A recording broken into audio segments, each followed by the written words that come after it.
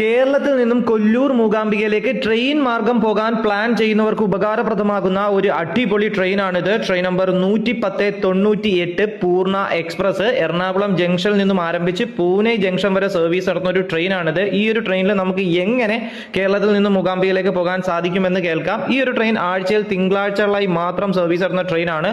എറണാകുളം ജംഗ്ഷനിൽ നിന്നും വൈകുന്നേരം 6:50 ആരംഭിക്കുന്ന ട്രെയിൻ തൊട്ടടുത്ത ദിവസം രാവിലെ 5 മണിയോടുകൂടി ബൈന്ദൂർ മൂകാംബിക റോഡ് പറയുന്ന സ്റ്റേഷനിലേക്ക് എത്തിച്ചേരും. നമ്മൾ ട്രെയിൻ മാർഗം മൂകാംബികയിലേക്ക് പോകുമ്പോൾ ഏറ്റവും അടുത്തുള്ള റെയിൽവേ സ്റ്റേഷനാണ് ബൈന്ദൂർ മൂകാംബിക റോഡ്. ഏകദേശം 30 കിലോമീറ്റർ ദൂരം മാത്രമേ ഉള്ളൂ ഈ ഒരു സ്റ്റേഷനിൽ നിന്നും ക്ഷേത്രത്തിലേക്കുള്ള ദൂരം.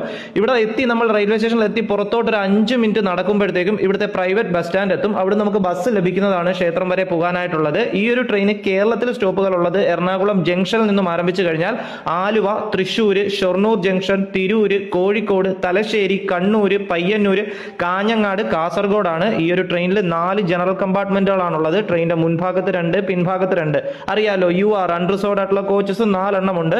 സ്ലീപ്പർ വരുന്നത് 7 എണ്ണമാണ്. അത് S1 മുതൽ S7 വരെയും.